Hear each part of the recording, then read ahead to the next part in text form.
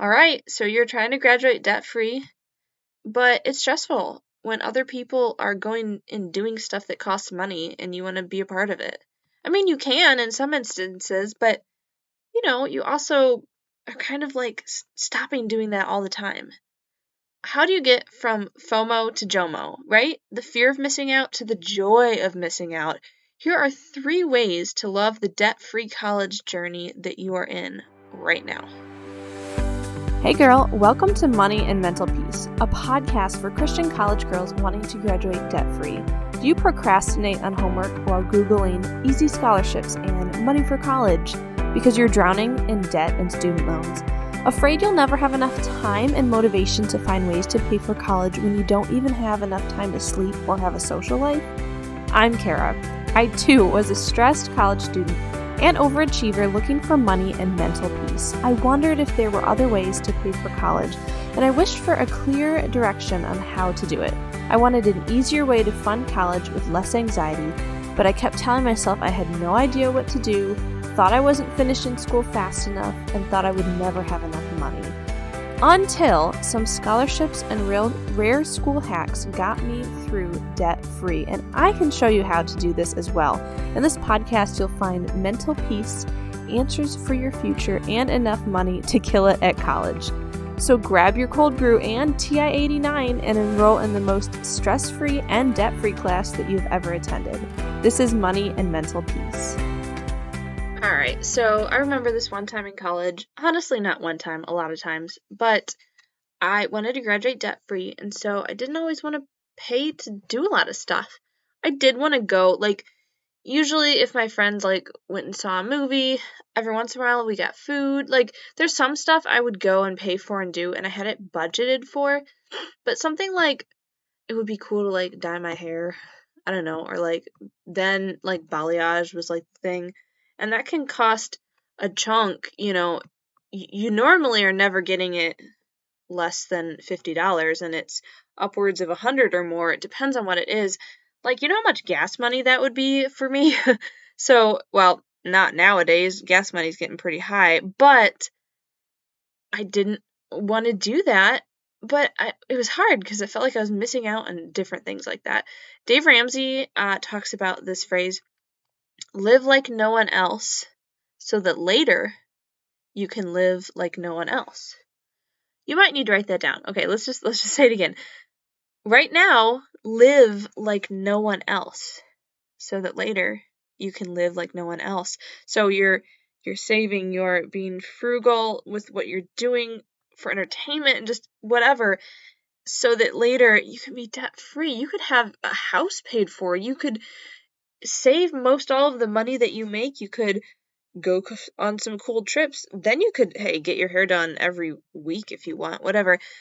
But how can you still enjoy what you're in and switch the mindset of oh, I'm not paying for something or doing this extra thing. I have joy in that. I have joy in missing out on that in this particular instance instead of FOMO, right? I also, we're going to go into 3 quick tips. This is going to be a fast one. To end up enjoying, to love the debt-free college journey that you're in. Okay, number 1, make a list of things that people in your friend group, or, if you have a couple groups or different friends, a list of things that they do anyways that doesn't cost money. You're hanging out and laughing and doing homework together, right, at the library. Or there might be, I don't know, my university had a cool fire pit, and you could bring food around there. You could go out and play frisbee. What is stuff that's already they're possibly doing? Maybe working out together or having Bible study or worship night. Start planning and suggesting those things so that the stuff that is done together isn't what somebody else plans that automatically costs money. You could take an initiative and plan some of these things for a picnic or something that's cheaper. Can I just brag about the movie theater in my town? Because we have awesome, reclining, leather, heated seats, and a matinee is $5. Yes, in that instance, I can spend $5 and hang out with my friends, and hey, we can take a picnic lunch somewhere. That works, right? But be the person that starts planning and suggesting things if you want to do more stuff with your friends that does not cost that money. Second, you need to keep up this inspiration. You need to look at some other people who are doing these things and see how it's really worth not spending $40 on, I don't know, whatever someone's going to do. And you might be like, $40, that's nothing, Kara. Hey, if you listen through this podcast, $40 could get you a load of textbooks, like for different ways that I've suggested to people for getting really cheap or free textbooks, or even could pay for 2 study guides that you test out of classes. Go ahead and look back at episode 2, how I tested out of classes for so cheap. Like, I would get 3 to 6 credits for college, like a 6-credit college class for like $100. And the study guides might have been $20 that I used. So, hey, $40 doing something, that could be 2 study guides that get you through 6 to 12 credits. Like, that's a good chunk of money. So, listen to inspiring people who have made it. Hey, here's a little ad. You already listened to my podcast. Maybe keep listening. I'll tell you how I did it, and then it really is possible. That can influence you. But also go ahead on YouTube and go listen to financial independence stories, right? Millionaire stories. You might be like, millionaire, that's not what I'm going for, which some of you might not be, but like secretly you do think it would be pretty awesome to be a millionaire. It's not like a sin to be a millionaire, okay? Like, it's how you use the money. Money is amoral. So, yes, I'll admit it. I would love to work towards becoming a millionaire if I'm using the money well and stewarding God's kingdom with it and enjoying some of it along the way as well. So just go listen to some inspiring stories and like testimonials of how people with such financial independence or wealth, how they feel now and how it was so much worth it in the journey. Probably go and listen to some of those, maybe like the Millionaire Hour on Dave Ramsey podcast or like on his YouTube channel. Those would be good. Or keep listening to us. And then maybe write it down in your journal or something so that you acknowledge this point. Like, you remember, you can look back and be like, it was totally worth it. It might not make you feel better exactly in the moment, but realize that not spending money to go to like Top Golf every weekend or whatever you're doing, or that spring break trip that you would have had to go into debt for that really ended up being pointless. Not doing that makes you one step closer to not spending that money. And think of this. Look down at your feet. Imagine the farthest place away on campus. I don't know how big your campus is, but it could be miles or whatever.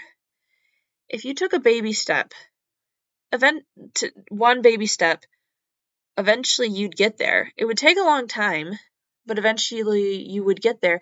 And if you had to get there for a test, well, start now if the test is next Tuesday, right? But if you turned around and went in the other direction, would you ever get there? No. And again, I'm not saying don't spend money. I certainly budgeted money to do things I enjoyed because it let me still be lighthearted in life, but I certainly didn't do as much as other people. And so I really curbed a lot of it. So I still had some stuff I did, but not constantly. And so realizing saving that money more important for graduating debt-free kept me walking in baby steps toward that building, toward that test I needed to take to finally, graduate or whatever. Like, these are little steps, but they're getting you there. Bring a lunch instead of buying lunch. That can get you so much closer. You don't have to do it all the time, but start doing it more and it gets you closer to your dream faster.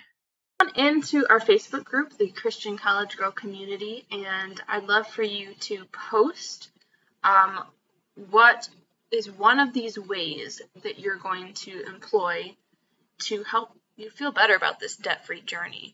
Post that in for accountability and we'll stay connected. Thanks, guys. Bye. Hey, girl. Okay, so before you run off to calculus, if this podcast has brought you any encouragement, would you please write a review on iTunes or take a screenshot, post it in your Insta stories, and tag me. Let's tell the rest of our stressed sisters that more money and peace can be attained outside of the conventional way of doing college. See you next time. Love and prayers, Kara.